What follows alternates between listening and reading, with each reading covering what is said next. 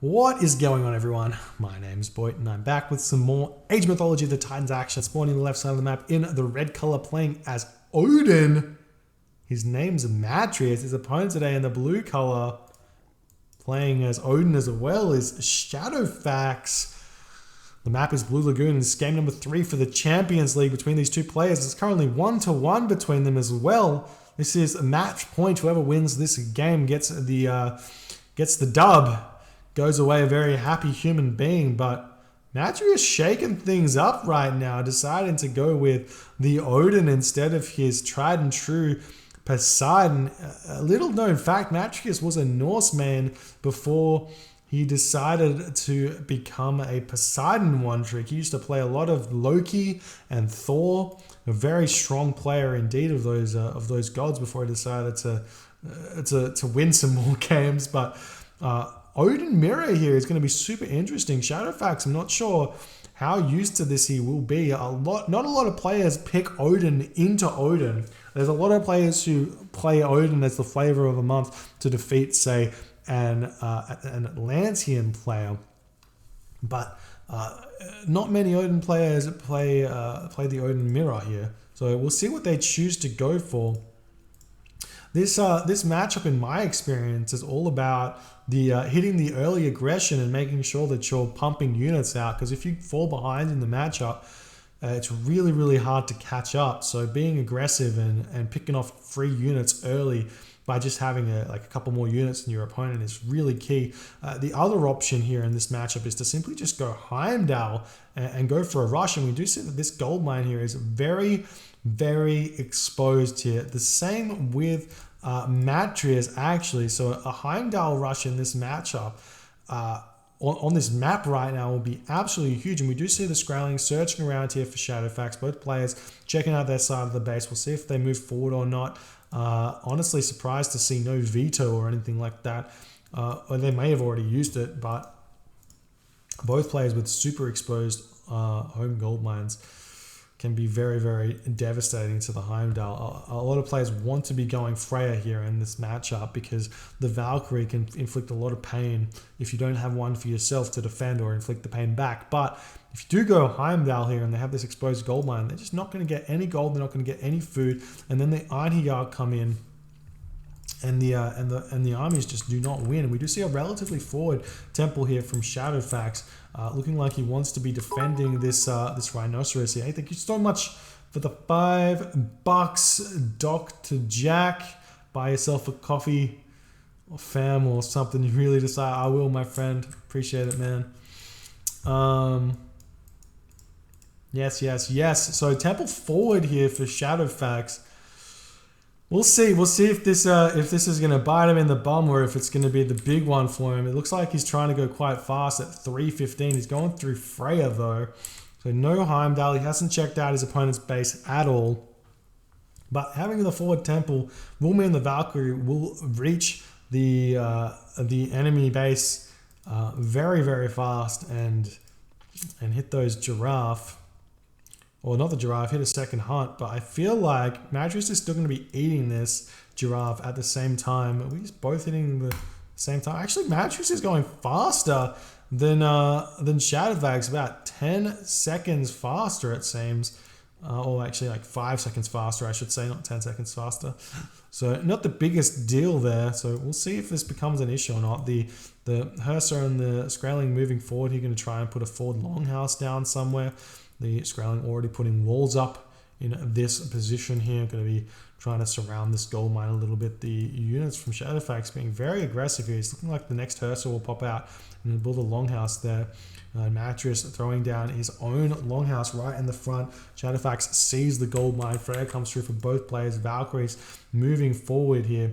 And it's looking like ShadowFaxx is opting to move backwards with the Valkyrie to defend rather than forwards. The Raven scouting around. We do see that the giraffe here just about to be finished off. An early forest fire here from ShadowFaxx. Probably not the best usage in a Norse matchup because you don't pick off the storehouse. These villagers just move straight onto this and you're basically just forcing him to move to a different tree line there. Whereas potentially forest firing this position here and opening the map up a little bit may have been just a better usage than that. But Mattress now going to be looking to move in, possibly going to hit this wood line here or something like that. The Valkyrie has spotted the enemy Valkyrie right now. Going to be immediately going onto it to defend. Both longhouses are up right now. Going to be making those Ulfsark. Not a bad idea in this matchup to start with some throwing axemen or transition to throwing axemen a little bit later. But the start of this is very similar to how you play against... the start of this build is very similar to how you play this against like an Uranus or something like that. We do see Matrius doing exactly the same thing right now. With looking at ShadowFaxx is about 7 population in the advantage here, which is going to be huge right now if he can move in and hit this location early. We do see some walls now coming up for Matrius, but he doesn't have any throwing axemen here, so these walls are basically going to just get beaten down. I didn't check out the relics, so we do have the Bridle of Pegasus. And there's probably another one somewhere up in the corner here, which is the Tusk of the Iron Boar. I'm actually pretty happy that neither player spotted that, because it can sometimes be a bit of a noob trap that relic, forcing you to go into raiding cavalry because you think you have a huge advantage. And while the advantage is big, it doesn't mean you should go for raiding cavalry in this matchup. It's just a little bit too slow, even with the extra 10% HP. Gazelle over here getting picked off, walls going up everywhere. Yet again, these players playing very defensively. The Ulfsark and the Valkyrie moving in. I think there was still a Raven over here checking this one out. And the army from ShadowFaxx not respecting this at all. He does have a wooden wall here he can play around with a little bit. And the villagers going to be retreating immediately. Retreating with the Oxguard does slow them down quite a bit though to what they're normally 3.8. Does spread these out a little bit there. There's Matrius grabbing the Bridle of Pegasus. The army of ShadowFaxx coming in right now, going to be hitting these Ulfsark back, but one villager has fallen. Another one just about to fall over here and picking off this villager in the back. That gets that kill there. Forest Fire for Matrius coming in, but the army surround from ShadowFaxx is huge right now. So many Ulfsark are being picked off, but that's a lot of dead villagers as well for ShadowFaxx. So that's absolutely huge there for Matrius, who's now just going to retreat away from this. He has a lot of low HP Ulfsark here, but he does still have his Valkyrie. He can heal those back up. Plus, the Ulfsark bonus as well is going to be, the Odin bonus as well with the HP regeneration is going to be big as well. We'll see what he chooses to do here. Still gathering from berry bushes here when he has the forward base over on these rhinos. A little bit confusing to me. I would have probably thought he would have moved over onto these rhino if he wanted to. We do see the Ulfsarks now moving in. Maybe out of sniper house or something. They have really low HP with only 360, and we do see him going for that. I'm going to pick it off very, very fast. Now ShadowFaxx going for this gate here, going to try and tear it down, and the Ulfsarks now coming in for Matrius as well, but throwing axemen are now coming out as he sort of transition into more of a wood-based economy here.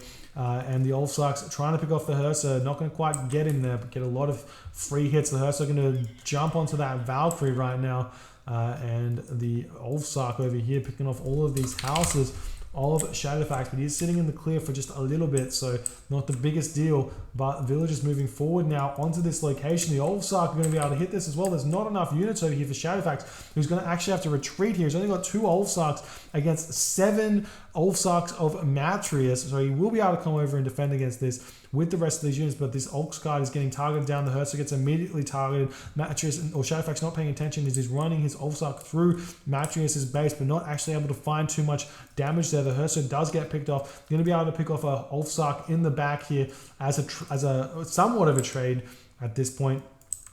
And the Ulfsark going to try and bash their way out of this gate. We'll see how fast they can get out of it. Looks like it may be fast enough. No, he's actually going to dodge around yet again. Not able to quite get out of here. Not wanting to risk the HP or potential units lost. Raven does spot these villagers moving over onto this location or this location. We'll see if that matters though. More of these Ulfsark coming in to raid these villagers yet again, but there are these units already over here for ShadowFaxx. That's going to force Matrius back immediately, but he's got so much army here, and he's going to move in. There's the medium upgrades for Matrius as well. We do see husbandry coming in for ShadowFaxx, but he's going to tap out in the 9-minute mark. Super early tap out there, but that's how the game goes. You get raided over here. It's absolutely huge. Honestly, ShadowFaxx had the advantage early. He just needed to attack, and that's the big part of this Norse matchup that you got to understand. Aggression. If you can dictate the pace, you win the game. You got to not worry about getting raided over here. If you're hitting your opponent, you're in the clear, I reckon, especially with a gold mine this exposed. And as soon as he saw this gold mine here, I reckon I would have transitioned away from the Ulsark, going 3 Longhouse, 1 Ulsark, 2 Throwing Axeman or something like that, and just pressured the crap out of this. Honestly, for both of them would have been a really good idea if you had that advantage. But GG, well played by Matrius with the beautiful raids and the nice defense, able to take this series 2-1. GG, well played. If you enjoy these games, do hit that follow button or potentially hit the subscription button on the YouTubes, and I will see you in the next game.